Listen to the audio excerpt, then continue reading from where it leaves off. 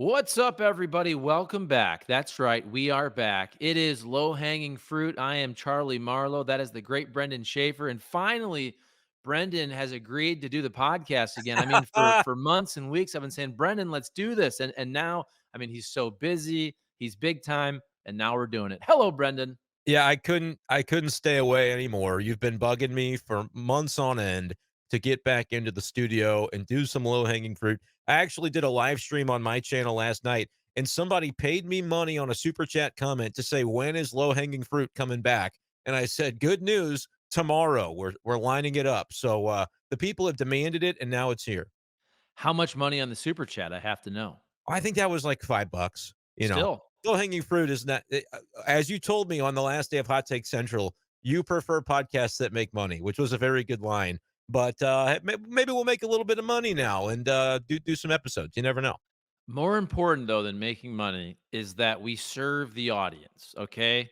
The audience, the Cardinals fans, the fandom, they want Cardinals content. And also, look, we have to do a show at the 90 game mark, right? You can't do it at the 81 halftime mark. You Right. can't do it at the All-Star break. It makes perfect sense. The Cardinals at the 90 game mark, they're 48 and 42, Brendan. They're playing pretty dang well. This team, they're pretty good. What do you think? I think they're pretty good. What's the record since everybody touts what, like, since Mother's Day? They're something ridiculous. Best record in baseball on a pace for like 104, 105 wins over that stretch. It's kind of interesting because we still don't feel like maybe they're playing to the best of their capabilities. If you look at some of the individual pieces that haven't maybe taken off all the way, guys like Arenado and Goldschmidt, we continue to come back to those guys. The rotation has been pretty steady, but you've had the occasional blip where a guy goes, I don't know, feel like giving up 11 today. And so those sorts of things have continued to happen. And even through that, the Cardinals are winning a bunch of games and they're moving up in the standings and pretty comfortably in the wild card right now. So yeah, it's kind of an interesting time where you look to be a few weeks away from the deadline. They're playing the way they're playing. You still feel like they may have another gear as guys get healthy and as guys hopefully come out of their slumps.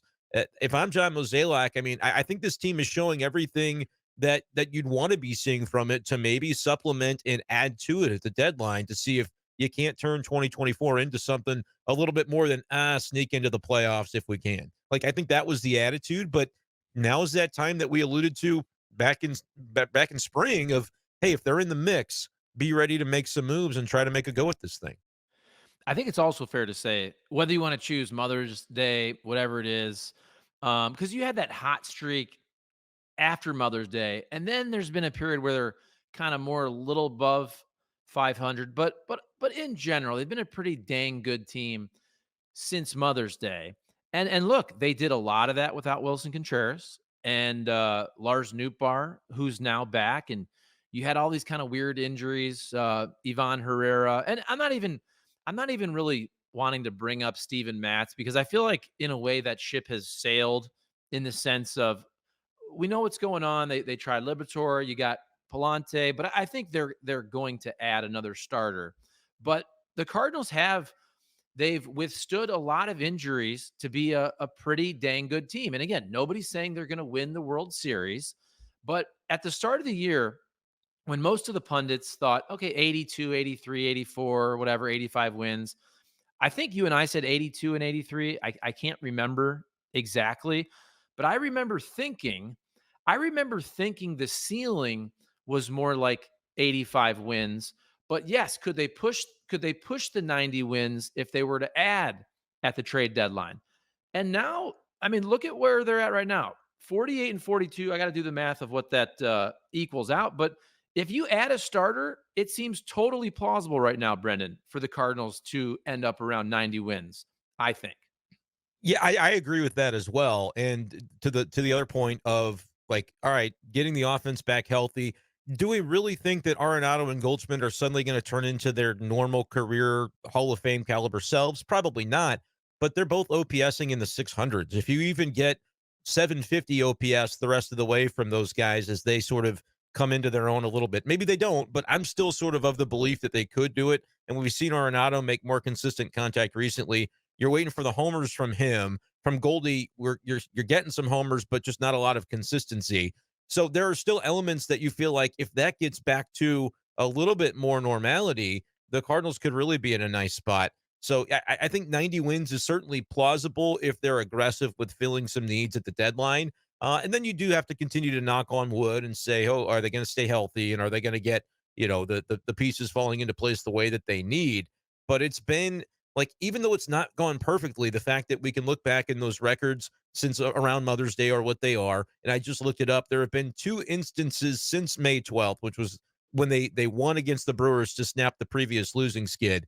They have had two instances of losing consecutive games, and they've never lost three in a row since Mother's Day. So to limit the times where you're really skidding, and that's something the Cardinals have been able to do, I think that's partially why they've been able to come up with this run to put themselves in the spot that they're in right now. Yeah, and I just did the old math. So they're on track for like 86.4 wins. So if we just say 86 or 87, it's not even a leap if you add a fifth starter. And every team can add a bullpen arm at the trade deadline. So right now, if they're pushing towards 86, 87, landing around 90 is totally plausible for this team. I also think we should give credit to Ali Marmol and the coaching staff because we did, or I did at least, blast them a lot, especially early when the offense was terrible. And I think it was fair to say, what is going on with this offense? Why have all of these guys fallen off? Now surely you should blame the players first and foremost, but also you do wonder in terms of a value add of the coaching staff. Some coaching staffs can potentially get folks out of jams and ruts quicker than others. But then also big picture with Ollie, I still don't think it necessarily made sense from an optic standpoint to sign Ali Marmol to an extension before the season when he was unproven. But look, Ali has done a good job. This team clearly has fight, right? And we saw that the other day against the Nationals. This team doesn't quit. They didn't quit on Ali. And again, we can relitigate the extension, but I do think most Cardinals fans, if you look at the Cardinals right now, or let's say that the Cardinals would have given Ali that extension around now or the All-Star break, they go, yeah, that makes sense. All we wanted to see was a little improvement after a really bad 2023. So I'll throw it to you, but overall, I think Ali deserves credit. After a terrible start, the team never quit, and they're positioned pretty well to potentially make a run. I don't know what that will be, but they're in pretty good shape. Yeah, I even thought as they were struggling that firing Ollie would maybe not have been the answer that suddenly fixes everything. And that was kind of a lonely place to be for a little while. And I think if you just look at the tactical ways that he goes into games, I think he manages bullpens well. I know that like you're never really going to get Cardinals fans to agree with that because I think whoever's in the manager's seat, anytime a reliever blows a game, it's the manager's fault. So you kind of have to take that with a grain of salt. But I think some of the moves and a lot of the moves that he makes, I tend to think make sense. There are some certain lineup things that maybe I'd prefer to see him do differently. But beyond the tactical elements of managing a ball club, I do think the element of they haven't given up and they never did give up on Ali Marmol and stop playing for him or stop wanting him to be their manager and their leader. I think that says something that's a little bit of an intangible that's hard to maybe quantify, but I think it was there even as the team was struggling this season. So, as far as the extension goes, it's kind of backwards thinking, but Mozeliak even said like he didn't want a scenario where they got off to a slow start again and then everybody rushed to blame Ollie. The extension was almost protection against exactly what happened. Which, like, how did he figure they were going to start slow? I have no idea. But to know that, hey, Ollie's signed, so don't look in his direction. It was almost the cover that was needed to keep him around. And like, if 10 years from now we're talking about Ollie Marmol's had a really great run with the Cardinals and they've had more winning seasons than not, and he ends up being a pretty good big league manager, like we'll be able to look back on the moment and say, yeah, John Mozeliak maybe knew what he was doing with that. Because if you don't give him the extension, it would have been very easy, I think, to cave into the public pressure that was just rampant in early May to fire the manager. So the fact that they held serve and now they've turned it around. I'm not saying they've won anything yet. I'm not saying that this is all over and everybody can throw the parade on Ali Marmol, but I feel like he's done a nice job guiding the team to the point that they're at. And the extension just, I don't think ends up being all that relevant because if this is the guy they wanted to be the manager anyway, and they're winning games with him, then I think it all kind of works out the way that it does. And yeah, now it's the next step for the front office is how do I add? And you mentioned fifth starter. I want to turn it around with a question for you. I agree that they need to be looking starting pitching. I think they need to be looking at a number two rather than like, oh, let's get a back end number five for depth purposes because they kind of have that already. And Mozeliak recently, I think he told the Athletic, well, we don't want to just do something to do something. We've got guys like Graceffo and McGreevy in the minors, which is I just don't understand that quote because you have been so reluctant to use anybody from the AAA stockpile that to say, well, we got these guys, that's why maybe we don't make a move, just doesn't really make any sense to me. But I do think that even if they were planning to add a number two or even like a number one caliber starter, they wouldn't be shouting it from the rooftop. So I'm not overly concerned about that quote. But like in your mind, what type of starter would you like to see the Cardinals go after? And we've heard the word complicated in the past from John Mozeliak when it comes to certain moves that they don't make because of the downstream effect of how difficult it could be to actually deploy. Who do you take out of the rotation right now? Or is that a concern that you even have because you figure by the time late July gets here, it'll work itself out? You just know that they might need another big time arm when they get to October. Well, do you have confidence? And look, we know you don't really need 5 starters in the playoffs. And just so you know, when I say a 5th starter, I basically mean just another starter. And Yeah. I know, look, Palante has done pretty well, but Palante is not a guy who's going to get a playoff start. I don't even know if Palante is going to be in the rotation come playoff time or the end of the season. So, yeah, when I say 5th starter, I would much rather have it be a starter that you feel confident in the playoffs. A guy who, I think most people agree if you put Sonny Gray to start a playoff game, you're feeling pretty good. Now look, Kyle Gibson, I don't think you're jumping off a bridge, right? Lance Lynn, okay. I mean, at this point, Your if toes are Kyle pointed at Gibson, the water. Your toes well, are, I mean, it's funny because I try not to be a victim of recency bias. We just right. saw we just saw Lance Lynn. Now Miles Michaelis just had a nice outing, but overall, I would just slot it like this: if Kyle Gibson was your number 3 in a playoff series, and then you can pick whoever's hot at the time, Lance Lynn or Miles Michaelis. If you go Sonny Gray, whoever this addition is, Kyle Gibson, and then give me Lynn or Miles Michaelis, I feel pretty good, Brendan, about having a nice shot at a playoff series. Now, I'm not saying they need that number 2 starter to win a playoff series, but I feel much better on paper if that's the case. So I know what you're getting at. And I know people bring up like Max Scherzer and all that, and I absolutely love that idea. But yes, I would hope it's somebody more towards the front end, and it's not just like a Wade LeBlanc type guy. Because right now, Palante's kind of giving you that. Don't you think it's fair to say? Absolutely. And I would make the case that like we haven't seen Palante give up 10 runs in a game. Now maybe it's because he's not going to be allowed to. They're going to pull him before that. And the veteran Lance Lynn or Michaelis, when he did it, they're just going to say, hey, you have to eat it. Try to get us some innings here.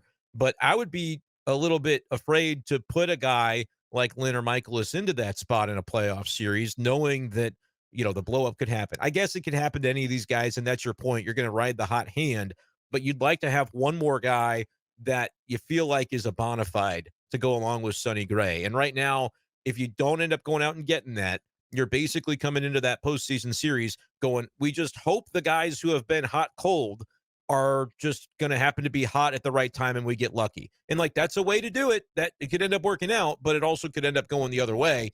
And that's why I just don't think if you're going, well, Michael McGreevy is, down there. Gordon Graceffo is down there. That's understandable if you're talking about we don't need to trade for Wade LeBlanc Jr. But if you're realizing that what you need actually is, hey, let's kind of assume the sale on making the playoffs, but we're going to maybe need a little bit more to get over the hump once we get there. That's the kind of starter that you don't have really outside of Sonny Gray consistently. And it's certainly not a Graceffo or a McGreevy or the type of guy that you've stashed away in Memphis most of the year because you haven't trusted them to take those spot starts at the big league level. So we'll see. It could just be bluster from Mozeliak, and he could be circling the wagons to try to come up with a Scherzer-esque starter or another answer similar to him. That would be the hope, I would think, for Cardinals fans. And then just continue to monitor bullpen too, because I think one more guy that you really trust to pitch the eighth inning or later would be nice. Yeah, and I also look at it as where can you improve? So I'll work backwards because you ended with bullpen. Clearly, you got to love what the Cardinals are doing this year with the bullpen. And right now, the bullpen ERA is fifth in all of baseball. Mm, Not really a ton of room for improvement, but you can always add another arm. Even if it's, and I use the name Chris Stratton, like anybody who's kind of like Chris Stratton last year, right? You can always use just another arm at the end of July to help you get through. So I would think the Cardinals will get somebody of that ilk. Probably not a big time bullpen arm, but somebody of that ilk. Okay.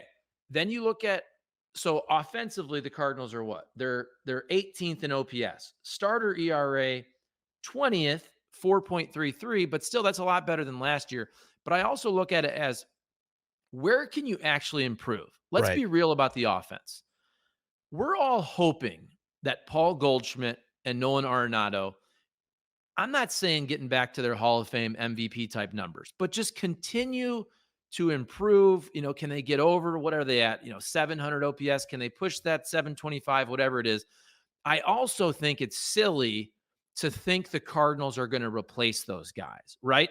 It's one thing if you had some journeyman third baseman or first baseman that were putting up numbers like Goldie and Arenado, and you said, oh, hey, there's somebody at the trade deadline. We can plug that person in. That dude's going to hit 25 homers. Let's be real about this. The Cardinals are not going to all of a sudden bench Nolan Arenado and Paul Goldschmidt, nor should they. And they can continue to move them down in the batting order. But where offensively can you really improve? Sure, you can get some type of bat for the outfield. You could look at center field. Siani's obviously playing great defense, but the starting pitching to me is where you can actually improve. If you're not going to replace Goldie and Arenado, and I don't think they should, and the bullpen's really, really good, well, I'm looking at this team. The only way they can really improve is probably to add a front end type starter. Yeah, that's something that could actually make a tangible difference. And I've got a lot of comments along these lines about, well, would they consider trading Paul Goldschmidt because he's on an expiring contract anyway? And then you can plug a Burleson at first base and you can bring up maybe Jordan Walker's ready to like, could Jordan Walker come up right now and post better numbers than Goldie's 660 whatever OPS? Like, genuinely, maybe. But I also agree with you that the Cardinals, they're just not going to do something like that.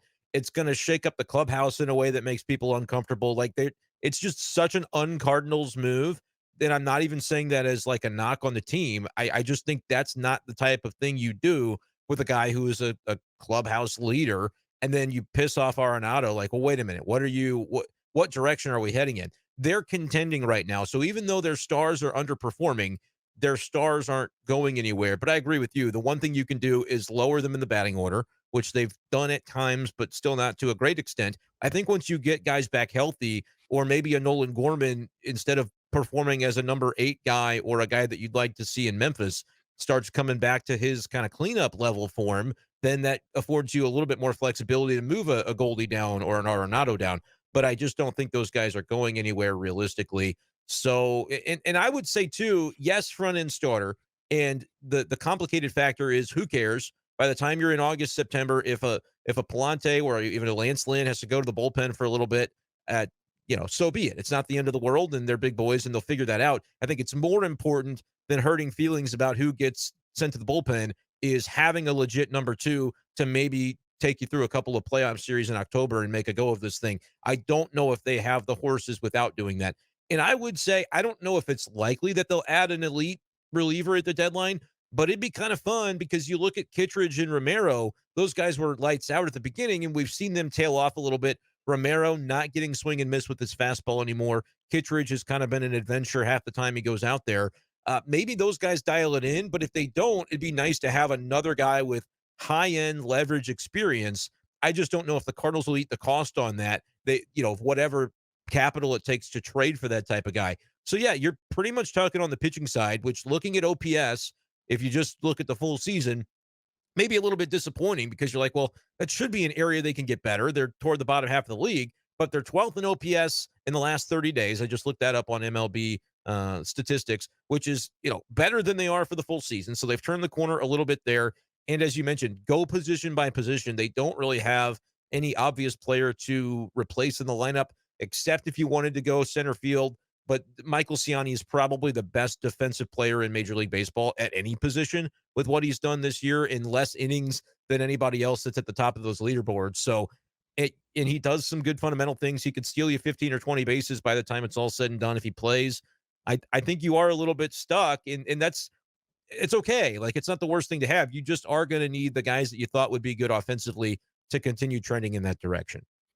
So I'm looking right now this article from CBS Sports about candidates at the deadline. Okay, and so Garrett Crochet, and they have potential suitors: Orioles, Dodgers, Padres. Tarek Skubal, Dodgers, Orioles, Braves. You got Luis Robert, Dodgers, Orioles, Phillies. Bo Bichette. I'm trying to see if the Cardinals are listed for any of these folks, but I'm just looking at pitching. Zach Eflin. That one Okay, can make some sense, but he's not really a number two the way he's right. performing. Mason Miller, it says potential suitors, Oh, every contender. no kidding. Uh, Nathan Evaldi. How about bringing back Randy Arozarena? But let's just focus on the pitching. But I'm also wondering, okay, what are the Cardinals going to give up? Here's Jack Flaherty, Eric Fetty. Because look, to get a high end bullpen piece, to get that number two starter, the Cardinals are not going to be able to give up the McGreeveys and No. the Griseffos of the world. And I know talking about trading Jordan Walker is kind of fun to discuss right now, but who would the Cardinals actually trade to get a higher end piece from the bullpen or a starter? And I guess they don't have to have control beyond this year. It'd probably be nice if the starter did, but that's not really a priority. But so let me throw that to you. Who do you think the Cardinals should trade that they actually would trade to get a good piece? And that's where it gets tricky. You almost might need a package, but teams aren't looking for packages as much as they are like who's the centerpiece. If you're talking a lower end deal for a middle reliever, whether he's got control or not, but maybe he's having a good season, and there's a team with an outfield need, I don't think it's impossible that Dylan Carlson would have a little value. And I honestly think almost it's not like regardless of what you get, because when they traded O'Neill for Nick Robertson and another lower level reliever, it was almost like whatever you can get. He's not going to be on this team. But if and when Edmund comes back, you're going to have a little bit of a crunch where, like, if Carlson's not traded, does he get sent down because he doesn't have as much of a value to the roster on an everyday basis?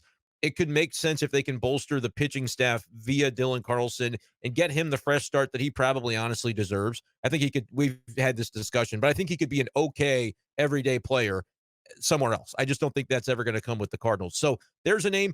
I wonder about Ivan Herrera. I don't know how much value he would have because he's been a little bit exposed as far as his throwing arm behind the plate, but the bat plays. And to be able to be a hitter like we think he can be from the catcher position has improved at the other elements of the defensive catching spot, just not throwing.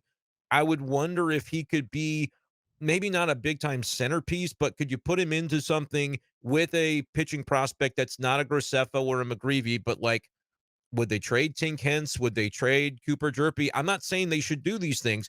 I wouldn't trade Quinn Matthews because he's had a quick rise through the minor league system. And I think because of his age, he was a little bit of an older college player. He's the guy who threw 156 pitches in a game at Stanford. And it's like, this dude's durable, seemingly. And the Cardinals, like, he could progress quickly. So I don't know if I'd trade him. There are guys where it's like, would it hurt to trade? Yes. Do you have to eventually feel a little bit of pain in a deal? I know they're trying to avoid that ever since the Arozarena deal, ever since you could even go back to the Ozuna deal and say, well, those were some painful trades. It's like the Cardinals don't want to make those types of moves anymore because they feel exposed. They're at risk. But like those would be the names that if you're really going to try to get a big fish, you have to consider trading some of your big fishies in terms of prospects. And I agree. When people, well, you could give him Graceffo or you could give him McGreevy and, well, maybe Fermin. Somebody wants Jose Fermin. It's like, respectfully, I think it's going to take more than that because other teams are vying for these same players at the deadline. So they're going to offer some of their better prospects. And if you're the Cardinals, you don't have a ton of top 100 guys. I think it's just Tink Hence and Quinn Matthews right now in the most recent update that I saw from one of the outlets. So with that understanding, you are going to have to make it hurt a little bit. And I just don't know, honestly, if John Mozeliak is willing to do that. I think he kind of should be. And I'm not going to say, oh, trade Cooper Jerpy for sure. No, he could be awesome someday, but they might have to be willing to trade one of those types of guys if they want to meaningfully bolster the team, which makes me wonder if they're going to at all, unless they can find something that involves some big league guys like a Herrera, maybe a Dylan Carlson, maybe a Gorman. Like, I don't think you can do that, but that's always a name that we end up tossing around. You can forget about Brendan Donovan. He'll be here for 10 years and should be. But those are the types of names that I wonder if they have value. I think the Cardinals would be willing on a couple of them. And the Herrera reason is Pages. I think he's Yeah. very, very good defensively. So those are kind of some of the names. Did I miss anybody? Do you have anybody you want to add? No, I think you hit on most of them. Like Jerpy's an interesting guy because I've heard previously some not so great scouting reports and projections, but then he's doing really, really well recently. And you wonder, are you selling high on a guy that maybe long term you don't love? I think that's interesting. Now, again, from this article, this is just for fun, but it said potential suitors for Jazz Chisholm as the Cardinals. Now, he's a 103 OPS plus. He's got 10 homers. I don't know about that. His career OPS plus is 102. Obviously, Siani defensively is really good. But the name that I found interesting, and again, I'm just having fun with this article, was Eric Fetty being, the right-hander from the White Sox, being somebody who potentially could be linked to the Cardinals. And I think that's an interesting name because sometimes we go for the sexy names. Like Max Scherzer will always be a sexy name, even if his numbers aren't as good as Eric Fetty, right? And if you're looking at Eric Fetty, 3.13 ERA. Okay, his FIP is 3.59, pretty good. 94 strikeouts and 106 and a third innings pitched, so doesn't strike out a ton of guys. And again, it's not a name. I just wonder if you trade for Eric Fetty, and also he has control next year, which I think is good on a very reasonable contract. I think it's 2 Yeah. years and $15 million. I don't know. I mean, is Eric Fetty that much better than Kyle Gibson? I think both of them would be in your top 3, obviously, in the postseason. I don't know. Is that name worth going after, I guess, is my question for you. I mean, I think it could be if you were getting him without giving up some of the names that we talked about. Yeah. Am I trading Jerpy or Tink or Quinn Matthews from a pitching perspective? No. Would I trade Graceffo for him? Like, I don't know. We've seen Graceffo pitch once in the big leagues, and it was in mop-up duty where he threw 67 pitches and allowed 1 run over 4 1/3. Like, that's pretty good. What if he ends up being pretty viable and Fetty-esque? Like, and do I think he's going to be? I don't know. I also don't think you can just look at AAA numbers and say this guy is or isn't at the big league level because it's effed right now. The strike zone being different at AAA. I look at the game logs every single day for the minor leagues, and every starter has 6 or 7 walks every day. It's unbelievable Jeez. how I think difficult it is. Obviously, the caliber of opponent is not as tough, but just the strike zone stuff I think is really affecting guys. So could somebody conceivably come up and have more success against better hitters? I don't think it's impossible because of the strike zone differences, which means it is not like something to take a lot away from. I just want to mention it to say, like, don't just look at Gordon Graceffo's AAA numbers and say, oh, he really fell off and he's not going to be a good big league pitcher. Maybe he is, but that's more the caliber of name that I think if you're the Cardinals and you're looking at maybe next year a little bit too. Like if you're going Eric Fetty, I think you're doing it partially for next year because you can Yeah. look at it and say, hey, Lance Lynn and Kyle Gibson both have those options. Maybe we pick up Gibson's, not Lynn's, is where I would kind of lean right now. But then you don't suddenly have to fill in a bunch of rotation spots again next year if you have an Eric Fetty. And like, do I think Fetty is going to be for sure better than Palante down the stretch? I wouldn't say 100% certainty because Palante's got an ERA in the threes right now as well. And Palante also is somebody that I know that it's not the sexy name, kind of feels like an Eric Fetty, but if he finishes really strong this year, I'm not counting out Andre Palante to come into spring next year and compete for a starter job again, even with a full off season, to know that you could replace him if you wanted to. Palante has shown some things that I think are really interesting, and he's controllable as well for a little while. So I'm not ready to dump on him. Honestly, I want to see more from Lance Lynn before I'm sure I don't want to replace him in the rotation down the stretch. But Fetty has had a really good season. He's another one of those guys like kind of Miles Michaelis did. He goes overseas and then comes back almost a changed man, a better pitcher. You look at his numbers before going over to Korea, Fetty was not very consistent the way that he has been this year. And that $7.5 or so million for next year is attractive. I just think if you're the Cardinals, you hope to catch the White Sox napping a little bit because they're focused on, well, we need the world for Crochet. We need the world for Luis Robert. If we don't get the world, but we want to add a little bit of something, would they take a Graceffo or somebody like that for Fetty? I would have to at least think about that for sure, because otherwise, yeah, could you end up with Graceffo being traded and you regret it later? Absolutely. But you also have had every opportunity to use him this year to find out what he's all about. And you've made the conscious decision for the most part not to. So if that's the way you're going to handle these minor league pitchers, might as well get something for them and then just be confident in that move and say, we think that he helps us. If he's part of a package to get him, we'll do it. Like those are the things that John Mozeliak, I think, mentally has to work through right now. Yeah, and just because you brought it up, as I'm looking at Lance Lynn's numbers, and we all know the ERA just got skyrocketed through the roof with his last outing, but 4.48 ERA, 4.43 FIP, 90 and a third innings, 86 strikeouts. So maybe a bit fewer strikeouts than we thought. But again, coming off his worst outing of the season, if you'd have told me at the end of the year would you take 4.48 ERA from Lance Lynn with his deal? I probably would have said yes. So Hmm. I think I'd probably still bring Lance Lynn back on his option if he gives you that. Now, if he totally falls off the map, but I mean, before, okay, what was his ERA before this last outing? I Was think it it was sub 4. I think it was like okay? 3.98 or So something. so he's basically been a 4 ERA-ish pitcher until one outing where also he had to eat a little bit and he had to kind of wear it in that game. Sometimes you have to do that for the team. So I'm just throwing that out there. Like I don't know that I wouldn't bring back Lance Lynn. And even if you brought on Eric Fetty, I mean, if you told me next year your rotation is Sonny Gray, Eric Fetty, you bring back Kyle Gibson, you bring back Lynn, and we all know Miles Michaelis is under contract for one more season. Now, Cardinal fans would probably not be super excited about that, but I don't think that would be the worst thing in the world. But you're kind of baking yourself into a limited upside at that point, aren't you? Like that was the argument against how they did it this year with Lynn and Gibson of, okay, we know you've stabilized, but where's the upside coming from?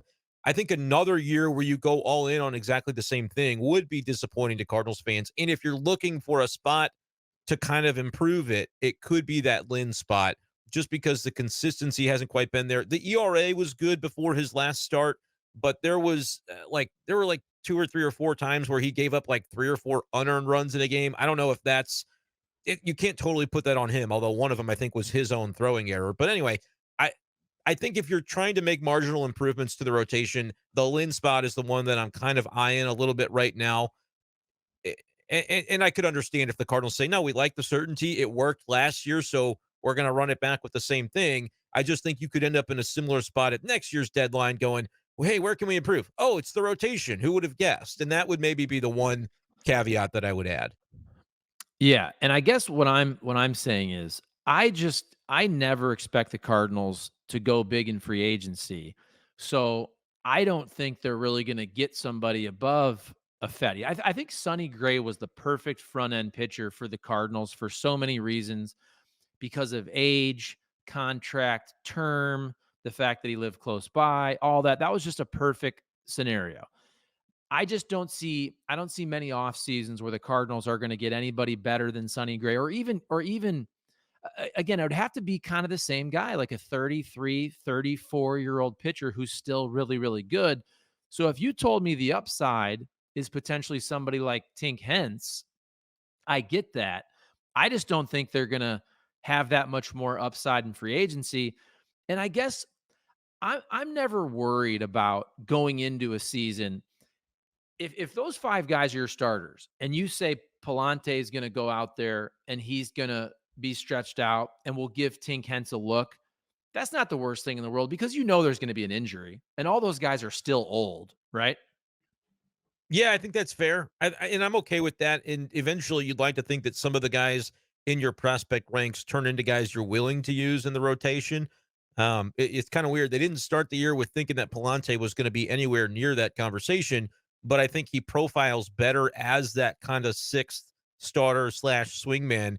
And if you go into next year recognizing like that's kind of the role that he's going to play, and he's game for it, I think he'd like to still be at the big league level. Is there a way to work him as a long reliever until they need him as a starter? That's always the challenge with those types of guys versus like just stashing them at AAA where they can start.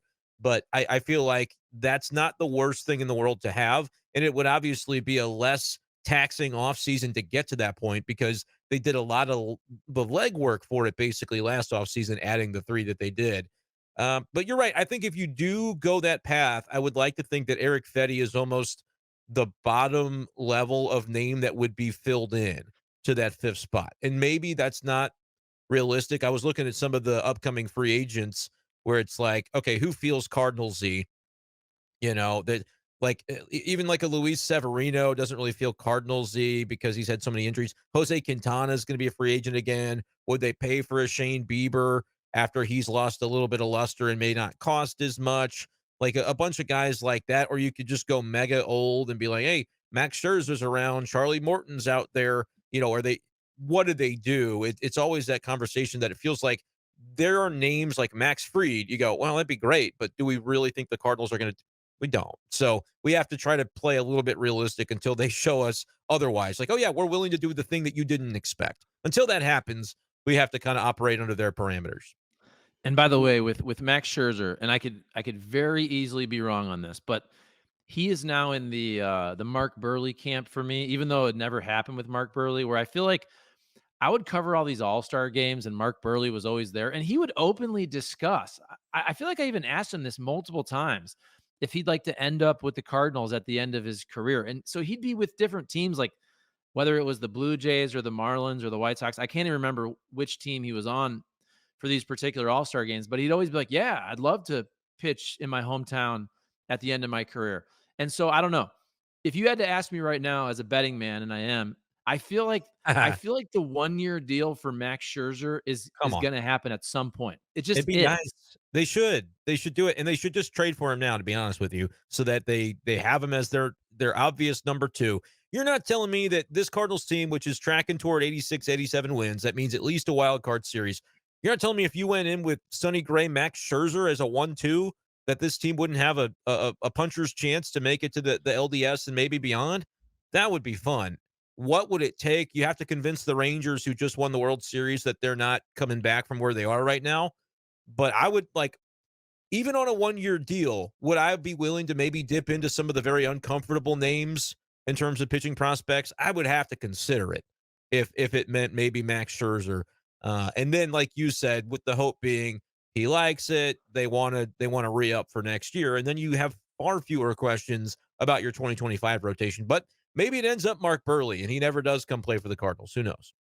And he's about to turn 40. Max Scherzer turns 40 on July So he's 27th. perfect. And he's perfect. Exactly.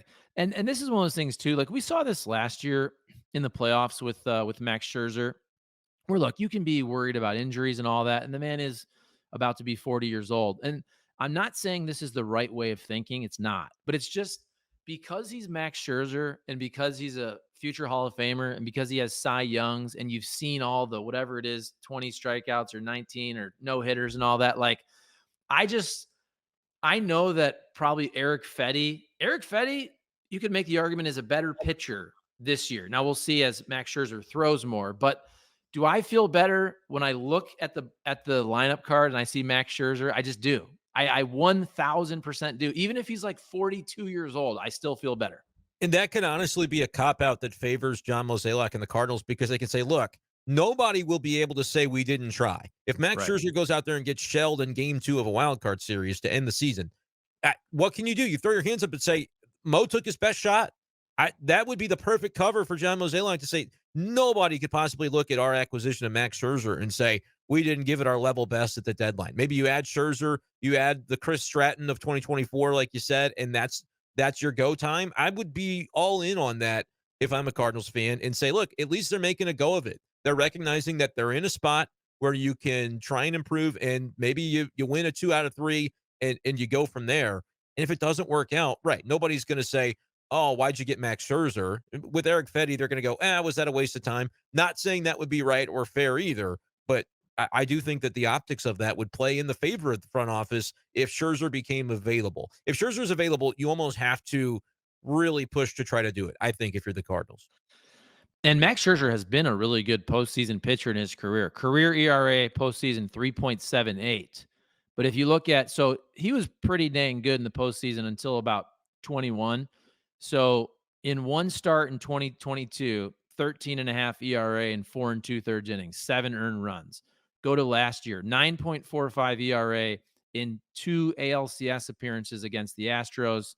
And then he had the 3 inning performance where he gets hurt, didn't allow a run. That was last year in the World Series as a Ranger. So what I'm saying is the last couple years in the postseason, and there's a lot of volatility in the postseason, but it hasn't been great for Max Scherzer. But still, I just look at it and it's Max Scherzer, man. And I feel like Max Scherzer, like every once in a while, can just still be unbelievably great. And I would never really feel the same way about Eric Fetty, although I'd be like, okay, Eric Fetty, let's give it a shot. Yeah, and the other guy too, as I'm looking, would be another old guy they could bring in along with Scherzer. David Robertson is in their bullpen, and he's Hmm. been pitching pretty well this year at age 39 with a 3.11 ERA, a strikeout per inning. Like, Mo would like to one-stop shop too. That would not be the worst idea in the world. I don't know what that tandem would cost. There's I think a mutual option on Robertson for next year, so that is another way to maybe bolster the bullpen. I like it. I don't know how realistic it is. It's so hard to do when we're doing these podcasts to be fixating on one guy that there's not even really rumors about just yet. We're almost just kind of tea leaf reading when it comes to Max Scherzer. But if ever there was an obvious answer, I'm just waiting for the reports to start. Yeah, the Rangers are ready to consider moving him, and if they are, my goodness, that should be the bat signal for the Cardinals to make a play. The Rangers, by the way, just to give some context, they're 43 and 48 right now. So they're 5 games under 500. That doesn't mean they're completely out of it, but the AL is a little bit more quality in terms of the wild card teams and the records there. They're 7 games out of a wild card spot. They should be sellers, especially on a guy with an expiring contract. I think they should be sellers when the time comes. It's also easier on your fan base when you just won the World Series, Yeah, right? You say, "Hey guys, we took a shot last year. We brought all these guys in. We won the freaking World Series. Probably not going to happen this year. Let's trade away all these guys. Let's reset. Let's try to be good again in 2025." That's a an easier sell. I wonder what the Cardinals, motivation wise, what does Mo have to do? I do think he has to do something. I think remember that stretch of about 3 years where it seemed like the Cardinals didn't do a lot, and this is kind of the end of the I guess the end of the Matheny era, beginning of Schilt, yeah, because obviously they added tons of pitching before last year when they sold off. They had the years where they added obviously Lester and Happ and LeBlanc and then Quintana and Montgomery. So they added, and I feel like if the Cardinals are in the same spot they're in right now, 3 weeks from now, if they're trending towards 86 or 87 wins, coming off a disastrous 2023, I do think this year John Mozeliak has to do something to reinforce to the fan base that we're trying to go above just getting in and losing in the first round. I do think it matters this year because of last year. yeah. And if you're John Mozeliak, like, what do you have to lose? Yeah. People were already really down about you from last year. You're getting to pump your chest out a little bit if this season goes well, and then if you trade away a prospect that ends up turning into something and you didn't know it was going to be that way, you're not going to be running the Cardinals anymore. So by his own admission, it's not like they're firing him. He's stepping into the sunset after 2025 has sort of been the way that he has portrayed this. So if I'm Mo, if ever there was a time to kind of get to make a trade where everybody loves you for a minute for it, and you maybe sacrifice a little bit of the future, he's still a caretaker of the organization. He still wants them to be viable long term, but trading away one pitching prospect that you weren't willing to use anyway to get Max Scherzer or somebody like that, I think Mo deserves that. Like, he deserves the chance to go, look at me. I'm making a move for now. because this is what people want. If ever there was a time to do it, it would be now. So, like, does it kind of feel like we're going to get the same old story of, well, we got to be pragmatic, we got to be prudent? I'm not saying that's wrong. It's just kind of boring. And this would be the time for Mosaic to kind of let his hair down and go, screw it. Like, we could make this trade and I don't really have to face the consequences and everybody's going to love me in the moment for it. If I were Mo, maybe he's a better man than I. If I were Mo, that's what I would do because I know that I would get some love from the public for it and that would feel nice. That would have to feel nice after Mo has gotten ripped mercilessly for a long, long time. The last year and a half, basically, maybe even beyond by some in the fan base. That's kind of what I would do. I don't know if that makes me like just a prisoner of the moment, but doesn't it kind of make sense just from a like a vibes perspective? I'm not even talking about what makes sense for the team and organization and the budget and throw that out the window and just be like, Max Scherzer, he's on the team now. What do you think about that, everybody? Yeah, I think as you say that, it's very interesting because look, there's been this discussion of will John Mozeliak, and I would think they would name the successor this offseason regardless. I would think that that makes sense, especially if whoever it is, whether it's Randy Flores or Heim Bloom, and if those guys have opportunities elsewhere or are interviewing for jobs, you go, hey, stay here. We're going to give you the job after 2025. So I just wonder because there's also been discussion would John Mozeliak kind of just step away after this year and allow that guy to take over next year? And I would think, and I don't necessarily think that's going to happen, by the way, especially with the Cardinals being a lot better. Now, if Mhm. they were 6 games under, I think that would certainly be on the table. It is funny because even though John Mozeliak is super conservative in the way he runs his organization, like if it's your last year, right? Like, and I'm not saying this is his last year, but if it was, or if next year is his last year, and it's his last year at a trade deadline to really improve the team, you're not just going to be like, oh, we're just going to go out. We're going to get John Lester. Like in my last year, That's what I'm I going to roll the mean. dice a little bit. Yeah, like, I'm doing MLB The Show the whole way. I'm clicking that force trade button on MLB The Show, like, I'm trading anything and everything to make this thing happen. Now, you're not gonna leave the house a wreck when you leave, and the parents come home, Bill DeWitt Jr. comes home, and he's like, "What's going on here? Why is my team in shambles for the next 5 years?" But I do think within reason, there are some moves that could be made that are totally justifiable that and again, we're assuming the sale on a couple of things that other teams want any of the Cardinals pitching prospects.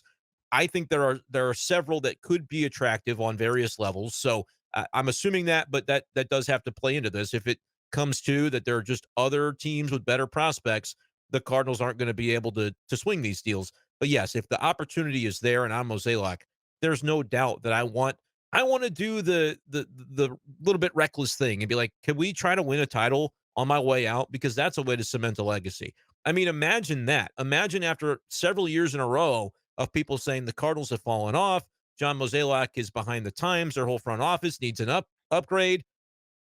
If he makes a couple moves that tweak, even if they don't win the World Series, but you get to one or you get to an NLCS, like that would be vindication for John Mozeliak. And if I'm just a person with ambition and I want to be viewed in a positive way, I'm like, I would do that for the selfish reasons, not just because I think it's right for the organization, but selfishly, I kind of deserve that after doing the pragmatic thing for so many years in a row. Maybe now is the best time. And I think Bill DeWitt Jr. would be understanding of that as well. Like, doesn't he want to see a winner? If it doesn't break the budget in a crazy way, it seems like right now would line up for that. But we always are having to sort of project that until we see it from John Mozeliak because he's never going to come out and say, get ready. This is going to be the crazy deadline that everybody has wanted for a decade. What would be the benefit of saying that if he's not able to pull it off? But I hope that behind the scenes, that's sort of what he has in mind. It'd be kind of fun if it was. And I know expectations have been reset, even though it's not fair coming off a really bad 2023. But don't you think it's fair to say, look, there's always going to be crazies in the fan base. And I say that with love. We love the crazies.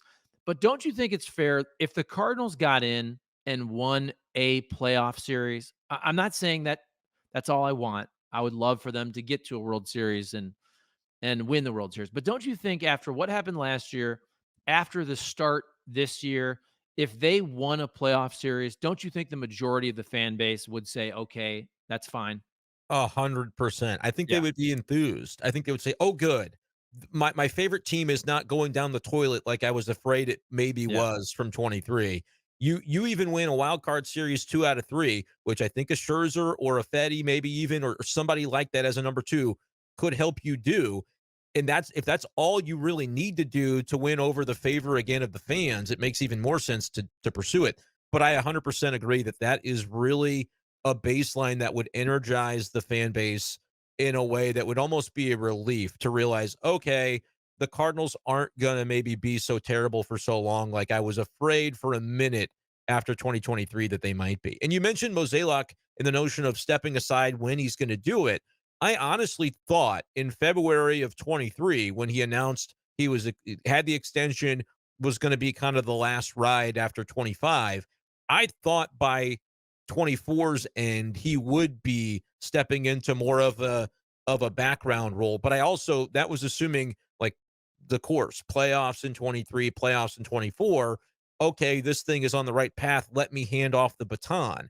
And then when 23 happened, it was like maybe the baton can't be handed to anybody in this building because we aren't on the right path. And so that's where it's like, I think it completely changed things. As of now, I truly don't know. Like, if they sneak into the playoffs but go on a deep run, is that enough for Mozeliak to say, okay, my work is finished. I don't need to do this again next year and on a high note? Or does he still have that hunger to be like, hey, if we got close, maybe that means I could do a couple things here in the offseason of my last year and we could get even closer and maybe pull it off. Like that's going to be a very interesting dynamic, I think, too. And I honestly don't know right now which way to expect it's going to go. But I do think this Cardinals team makes the playoffs. And I think that they'll be set up for that sort of interesting internal dialogue for Mo at the very least.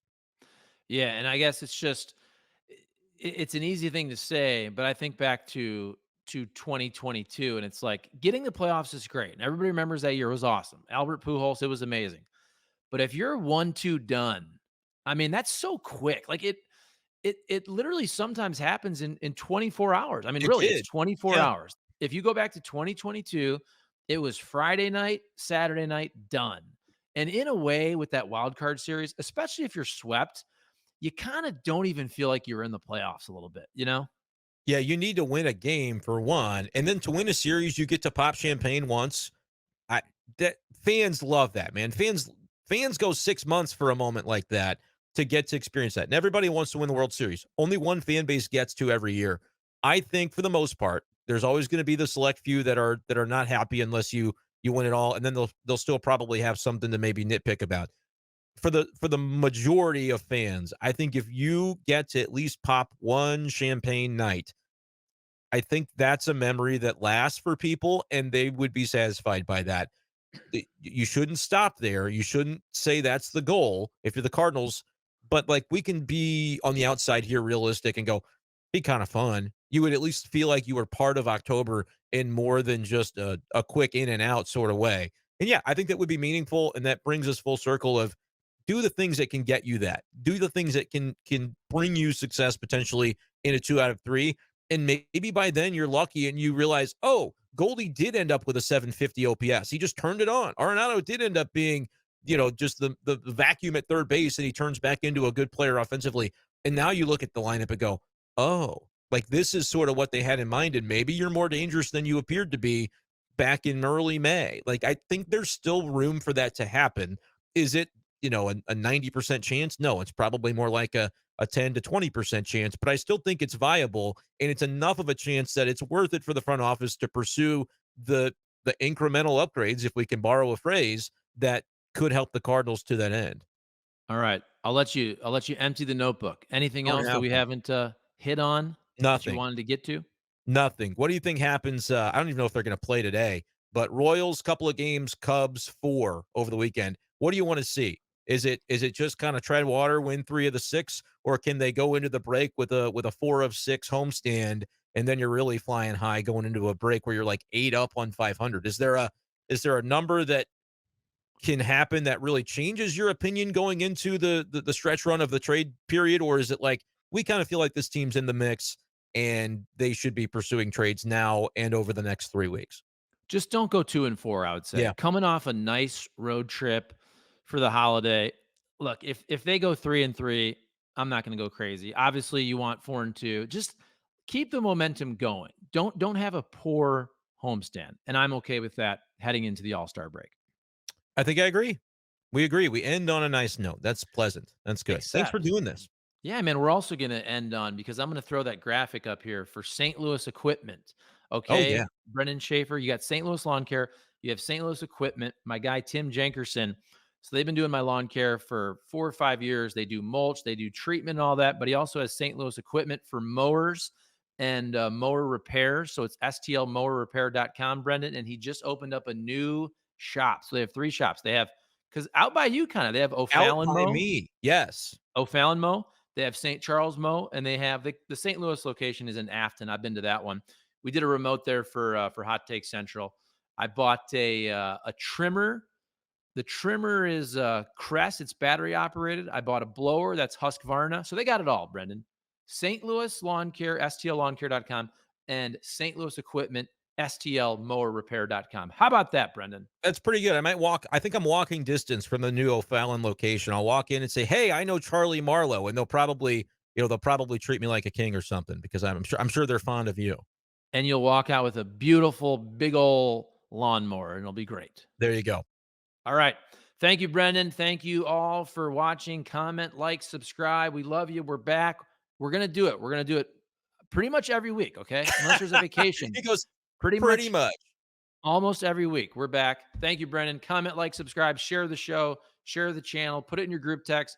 Follow Brendan. Your Yeah. channel is My channel is youtube.com/at bschaefer12. You can just YouTube search my name. Cardinals content every day. But now you should come to this channel more often, to Charlie's channel more often, because Hot Take Central, we're kind of figuring out what that's going to be. But while we're waiting, this is a good place to get some Cardinals talk. right. And we'll probably do more stuff with Hot Take Central, probably more on the podcast digital side. We'll see. There's a lot of balls in the air. We'll figure it all out. All right. See you guys.